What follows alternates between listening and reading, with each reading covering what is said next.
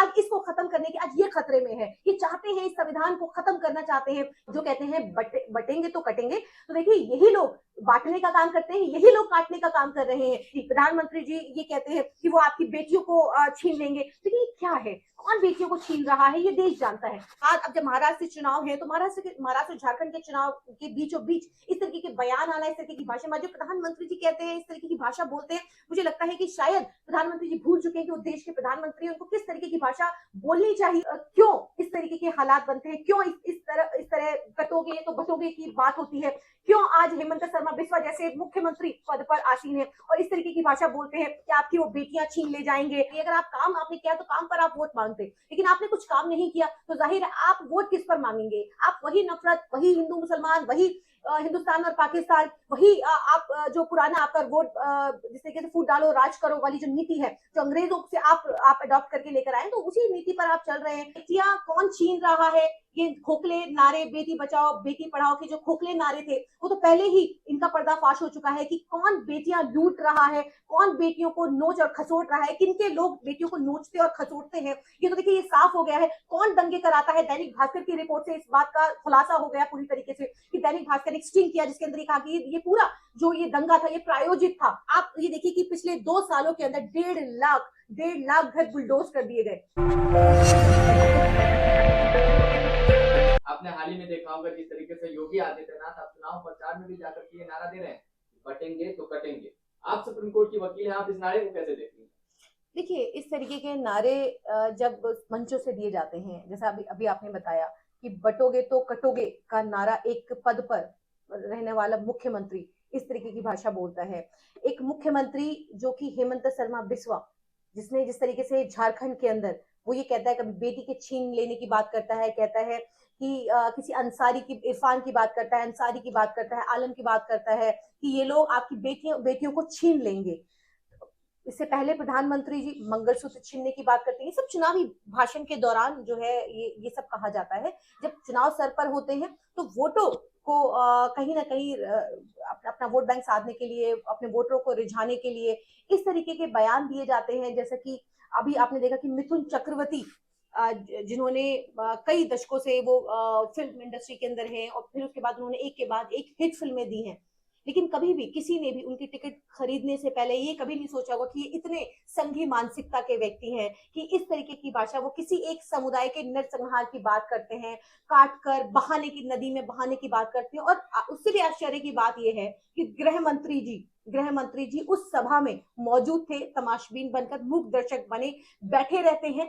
वो ऐसे लोगों को ना रोकने का काम करते हैं और ना ही वो कुछ कहने का काम करते हैं। देखिए जब इस तरीके के नारे और नफरत परोसी जाती है, मंचों से नफरत परोसी जाती है, तो जाहिर है देश के अंदर किस तरीके का माहौल बनता है। आपने देखा कि किस तरीके से जब महाराष्ट्र चुनाव के बीच में आपने देखा कि जब एक बुजुर्ग ट्रेन से अपनी बेटी के यहाँ से लौट रहे थे कि उनके टिफिन में क्या है, इसको लेकर के सिर्फ शक के आधार पर कुछ मंचलों ने उनकी किस तरीके से उनके साथ मारपीट की, उनको यहाँ तक कि ट्रेन से धक्का देने की भी कोशिश की। तो इसके अलावा अगर जब हम हरियाणा चुनाव की जब बात करते हैं तो हरियाणा चुनाव के अंदर किस तरीके से शक के आधार पर एक व्यक्ति को पीट पीट करके मार दिया जाता है। ऐसे तमाम केसेस हैं हमारे सामने कि जब नफरत परोसी जाती है। तो हम देखते हैं बहराइच दंगे की याद आती है कि बहराइच के अंदर किस तरीके से प्रायोजित दंगा कराया जाता है, वो नफरत परोसी जाती है।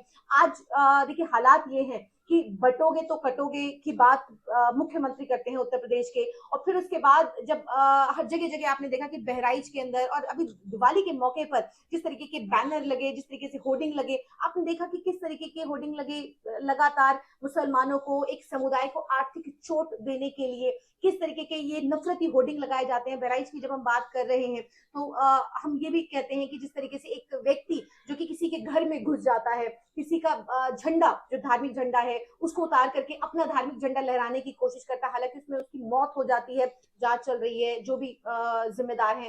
लेकिन कहना चाहते हैं कि ठीक है आप उनकी गिरफ्तारियां कर रहे हैं या उनके एनकाउंटर करते हैं, लेकिन उस हिंसक भीड़ जो कि आपके नफरत परोसने के बाद इस तरीके की हिंसक भीड़ घरों से निकलती है और किसी के घर में घुसने की कोशिश करती है, किसी के दरवाजे पर खड़े होकर इस तरीके से आपत्तिजनक नारे लगाती है, इस तरीके के गाने बजाती है, किसी के धार्मिक स्थल पर पहुंचकर किसी के ऐसे धार्मिक स्थल की मस्जिद जैसी मीनारों पर चढ़ करके जबरन झंडा भी देखिए, अभी हाल ही में भागलपुर के अंदर एक व्यक्ति चढ़ता है मस्जिद की मीनार पर चढ़कर झंडा लहराने की कोशिश करता है।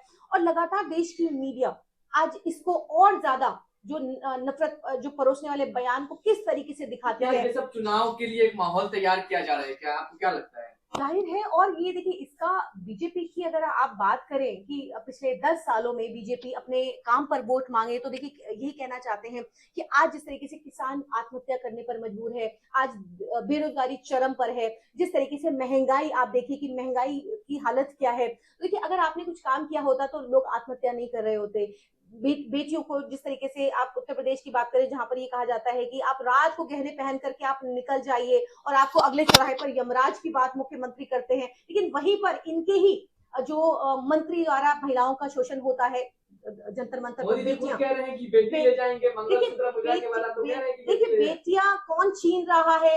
ये खोखले नारे, बेटी बचाओ बेटी पढ़ाओ के जो खोखले नारे थे, वो तो पहले ही इनका पर्दाफाश हो चुका है कि कौन बेटियां लूट रहा है, कौन बेटियों को नोच और खसोट रहा है, किनके लोग बेटियों को नोचते और खसोटते हैं।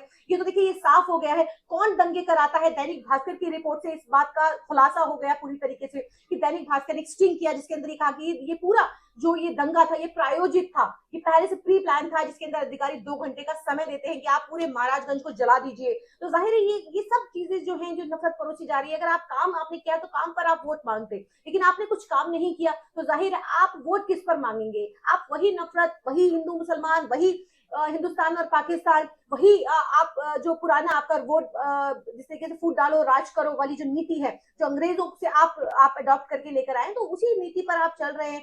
आज 2014 से लेकर अभी तक के आप चुनाव उठा करके देख लीजिए, इसी तरीके के भाषण, इसी तरीके से ध्रुवीकरण करके आपने वोट बटोरे हैं, इसी तरीके से माहौल खराब करने की कोशिश की, दंगे करवाने की कोशिश की।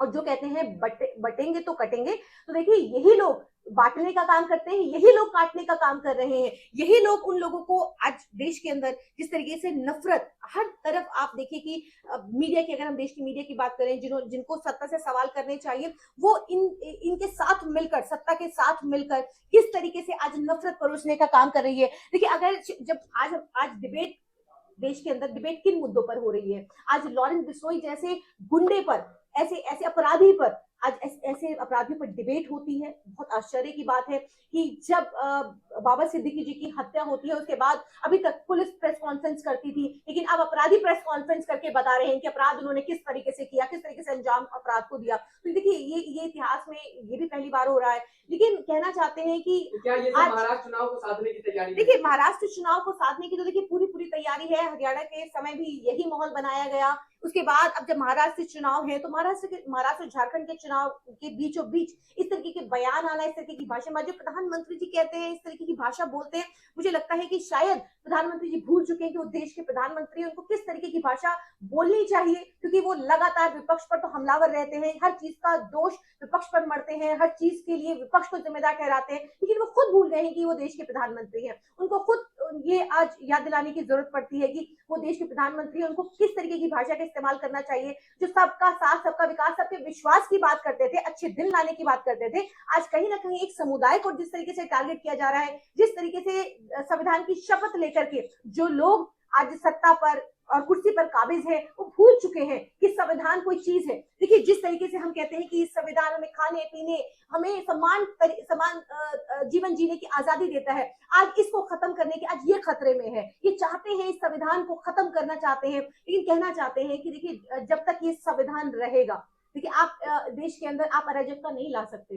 देश हम फिर से कहते हैं कि कानून से चले, राज कानून का होना चाहिए। अगर आप बुलडोजर का राज चाहते हैं या अराजकता चाहते हैं देश के अंदर, तो देखिए देश किधर जा रहा है। नफरत जिस तरीके से परोसी जा रही है देश के अंदर, लगातार सिलसिलेवार तरीके से हत्याएं हो रही हैं। आप ये बार बार कहते हैं कि माफियाओं को मिट्टी में मिलाने की बात करते हैं, और लगातार कत्लेआम चल रहे हैं। हम देख रहे हैं कि कभी बाबा का बुलडोजर चलता है, तो कहीं पर मॉब लिंचिंग एक समुदाय की हो रही है। आप ये देखिए कि पिछले 2 सालों के अंदर 1.5 लाख घर बुलडोज कर दिए गए।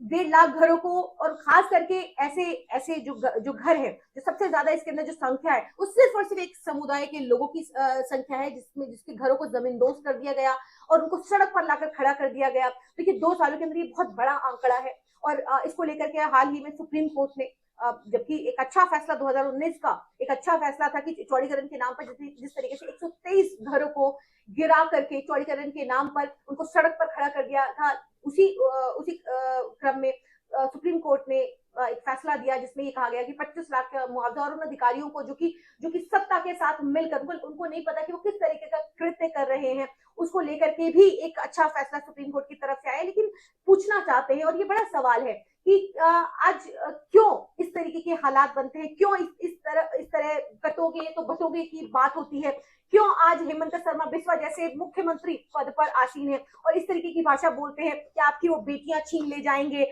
आप जिस तरीके से आप ये इरफान आलम और ये अंसारी की बात वो करते हैं कि वो आपका सब कुछ छीन लेंगे। मुख्यमंत्री कहते हैं, योगी आदित्यनाथ कहते हैं कि आप अगर इसी तरीके से चलता रहा तो वो आपकी यात्राओं को रोक रहे हैं, कल को आपको शंख बजाने के लिए भी आप मजबूर हो जाएंगे। और देखिए जिस तरीके से प्रधानमंत्री जी ये कहते हैं कि वो आपकी बेटियों को छीन लेंगे। देखिए ये क्या है, कौन बेटियों को छीन रहा है ये देश जानता है, कौन अराजकता फैला रहा है ये देश जानता है, कौन दंगे करा रहा है देश के अंदर, कौन बांटने की नीति अपना रहा है, कौन ध्रुवीकरण कर रहा है ये देश जानता है।